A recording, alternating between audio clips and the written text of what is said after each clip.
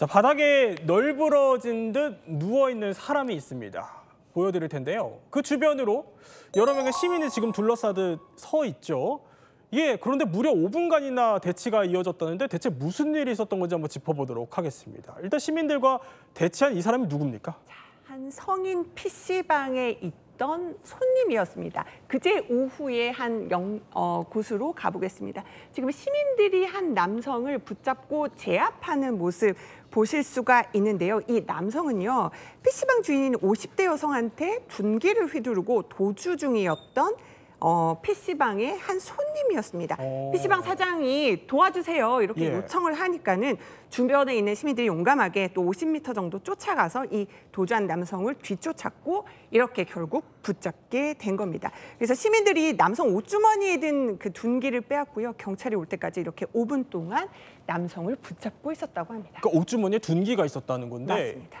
이걸 PC방에서 휘둘렀다는 거예요? 어쩌다가 PC방에서 휘두른 거예요? 자기가 게임을 하다가 게임비가 다 떨어진 거예요. 게임비요? 그러니까 돈을 달라고 주인을 지금 둔기로 폭행을 가한 겁니다. 이게 있을 수 있는 얘기입니까? 네. 정신이 나갔죠. 아니, 자기가 이제 술에도 취해 있는 상태예요. 술에 취해서 성인 PC방에 가서 게임을 하다가 게임비가 떨어지니까 그 돈을 주인한테, 그 PC방 운영하는 주인에게 둔기로 통수를 수차례 폭행하면서 돈을 내놔라 라고 협박을 했다는 겁니다. 그래서 쓰러지니까 주위에 있던 사람들이 아까 뭐 이남 기자도 잠깐 설명하셨습니다만 저 사람이 도망치는 걸 막기 위해서 붙잡고 둔기를 빼앗은 상태에서 경찰과 소방이 올 때까지 붙잡고 있었던 거예요.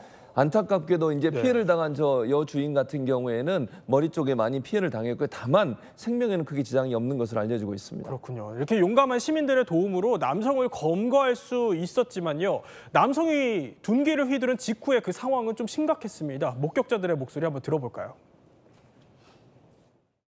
내가 휴지를 빼다가 머리를 막으니까 피가 너무 흘려서 휴지를 댈 수가 없어요. 돈 내놔라고 그랬다 그러더라고요. 사람 살려 그러지. 나 쫓아갔지. 그래서 구수로 도망을 갔더라고. 제압하여 누르고 있었지.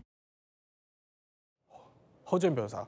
아니 게임비가 떨어졌다고 사장을 둔기로 폭행한 겁니다. 이게 말도 안 되는 일이 벌어진 건데 처벌이 가벼울 수 없을 것 같아요. 지금 이 남성 현행범으로 체포가 된 상태거든요. 그런데 범행 양태를 봐서는 강도상해죄가 적용될 가능성 매우 높습니다. 네. 강도상해죄라고 하는 것은 설령 강도가 미수에 그쳤다라고 하더라도 그 금품 탈취 과정 중에서 피해자가 상해를 입었다고 하면 이미 기수에 이르렀다, 완성됐다고 봐서 성립되는 범죄거든요. 네. 지금 시민 얘기에 따르면 머리에서 피가 너무 많이 흘렀다라고 얘기를 할 정도니까 상해를 입었음은 당연하다라는 생각이 들고요. 강도상해죄에 의율될 가능성 매우 높고 지금 강도상해죄는 매우 무거운 범죄인 게 최소 형량이 7년 이상으로 법정형이 규정이 되어 있습니다. 예. 무기징역까지 선고가 될 수 있는데 이 사람의 어떤 전과 여부라든가 피해자와의 합의 여부, 반성 여부 이런 것들이 중요하게 평가될 것 같다는 생각이 들고 지금 저 사람 저렇게 도주하다가 현행범으로 시민들한테 제압을 당한 상황이잖아요.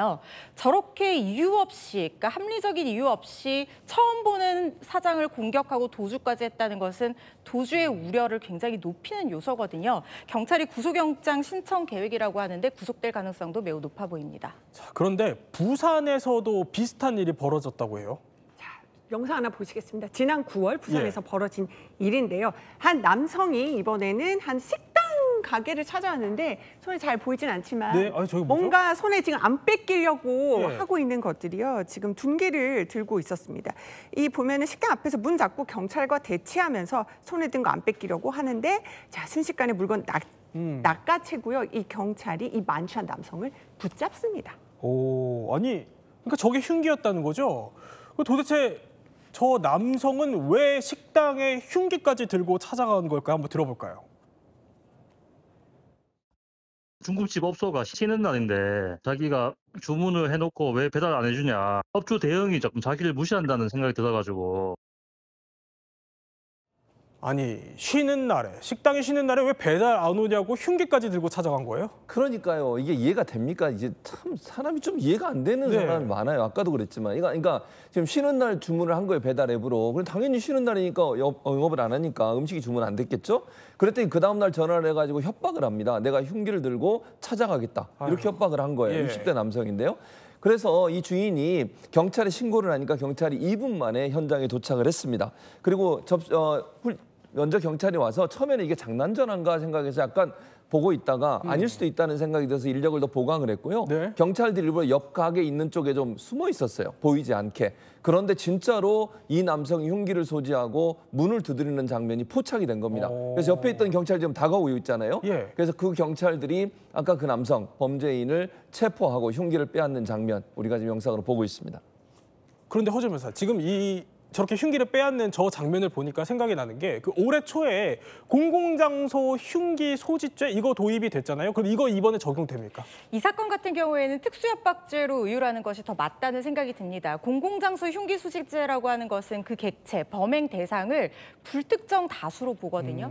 그러니까 불특정 다수에게 흉기를 소지한 것만으로도 공포감과 불안감을 줬을 때 처벌할 수 있도록 만드는 규정이 바로 이 공공장소 흉기 소지죄이고 저 예. 경우에는 피해자가 식당 주인으로 본인이 스스로 특정을 했고 협박의 고의를 드러내고 간 상황입니다. 그래서 지금 보시는 저 행위로는 공공장소 흉기 소지죄보다는 특수협박죄로 의율되는 것이 더 맞다는 생각이 들고 만약에 저 사람이 이 주인을 찾아오는 과정에서 지금은 흉기를 신문지 같은 것들로 감싼 상태로 보이지만 네.